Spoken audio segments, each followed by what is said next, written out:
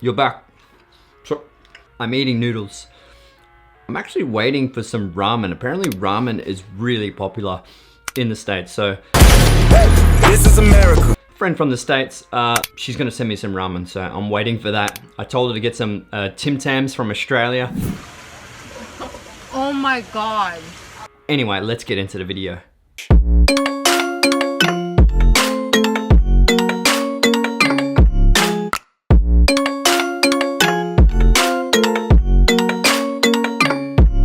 What's going on, my friends? My name is Jason Morris, and today we're going to talk about this bad boy right here, the a6000, and if it's going to be worth getting in 2019. Now, I've done a fair few videos on this a6000, and obviously on the lenses as well in the APS-C range. I shoot APS-C and full frame, and I've also got the DJI Osmo Pocket. You should check some of those videos out as well. But today is about the a6000, if it's worth getting in 2019.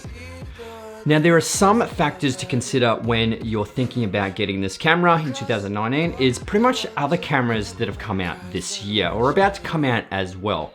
So some of the cameras that have already come out this year is the a6400. Now, that is a massive camera in the APS-C lineup for Sony because it pretty much makes the a6000 redundant. Now, the good thing about new cameras that are just released, it drives the price of the older cameras down. So it makes the a6000 a lot more affordable, which brings that into a really good bracket for beginner photographers or filmmakers. Obviously, we love talking about specs, and that will determine whether this camera is going to be worth it in 2019. Now, when it comes to the filming side, let's talk about filmmaking with the a6000. Now, you can shoot at 1080 at 60 frames per second at your highest resolution, but a lot of cameras these days, 1080 60 frames is very basic. You've got the a6400 that has 1080 at 120 frames, so pretty much doubles the amount of slow motion you can get, and it also shoots in 4K, which the a6000 doesn't. They both boast that 24 megapixel sensor, but the a6400 has the new processor out of the A9, which allows that better autofocusing system and also eye autofocus and tracking system as well, which the a6000 has eye autofocus, but it doesn't have a good tracking when it comes to the a6400 standard. Now, when it comes to picture profile, that is probably one of the weakest points when it comes to the a6000 and filmmakers. Now, you can only shoot in a flat profile, normal, and other ones I don't ever touch. It's either normal or a flat profile. I shoot in flat profile. This gives me a lot more options when it comes to color grading in post. With the newer cameras like my a7 III and obviously the a6400, you do have S-Log options. You can shoot in Cine 4, Cine 2, or HLG, whichever. So it gives you a lot more options when it comes to color grading and making your film or footage look a lot more cinematic.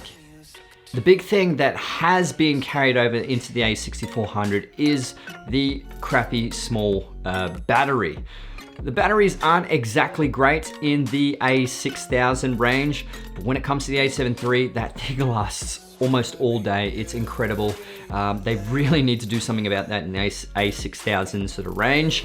Now, the big downfall when it comes to filmmakers on the a6000 is no audio jack. The a6400, the a6300, and the a6500 has an audio jack, so you are able to hook up a shotgun mic onto the hot shoe and away you go. This one, you're gonna have to do a lot of external audio, which is perfectly fine for videos like this, perfectly fine for B-roll, even making films. You can still shoot externally with the audio and you'll have no issues, but you do wanna be able to put a microphone on top of your hot shoe and not have to worry about syncing it in post. You can actually use a program that's called Adobe Audition. Now, you can tweak the audio a little bit and make it sound a little bit better in post, but obviously a microphone, a real screen turned off. Obviously, an external microphone is best on the hot shoe, straight into the camera or recording externally, but on-camera mic usually has that tinny sort of sound, but you can still make it relatively usable depending on the situation. So tattoo is done. That was incredible, great tattoo. If you wanna head to Dark Light Tattoo at Palm Beach near the Gold Coast, she is an incredible tattoo artist. Her name's Stacy. Check out her work, link it in the description, and also up here, check out her social medias. Incredible tattoo artist if you're in the area. Now the a6000 doesn't have IBIS. That's okay for me. I use gimbals. I'm not really much of a handheld shooter. I do tend to shoot handheld, but there are a few techniques that I use to get a very steady image, but the a6400 doesn't have IBIS. So IBIS still isn't a massive thing these days because a lot of the lenses have stability control, or OSS is what Sony calls it.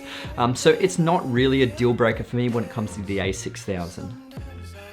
Now the good thing about the APS-C range, it kind of is a good and bad thing. When it comes to Sony, they don't make too many lenses when it comes to the APS-C range. When it's the full frame range, there are a lot of lenses in the APS-C range, especially G-Master lenses, but the APS-C lenses are pretty scarce at the moment, but they are bringing more APS-C cameras out, so hopefully they'll be bringing more APS-C lenses out. I've got a couple of Sigma lenses, the 16mm 1.4 and the 30mm 1.4. They are incredible fast prime lenses for the APS-C range, but that is a bit of a downfall when you do invest in the Sony APS-C range, is the amount of lenses that aren't really that available.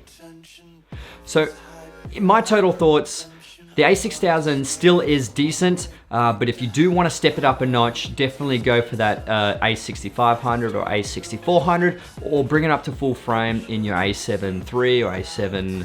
I wouldn't go really the a7 II. The a7 II is only just a little bit better than the a7. Let's move on to the topic. We're talking about the a6000 today, but it's still a decent camera for what it can do anyway. Sweet guys, there you have it. That is the video on the a6000, and is it worth getting in 2019? Please smash that like button. That would be absolutely amazing. Comment below if you still have the a6000 and if you still like it, or if you're upgrading to the a6400, comment below. I'd love to hear your thoughts on the a6400. Subscribe to my YouTube channel if you already haven't. Subscribe to Kate's YouTube channel as well. Link is in the description below. Check out her vlogs. She's really great at what she does. Also, my name's Jason Morris. And guys, I'll see you in the next video. Let's get it.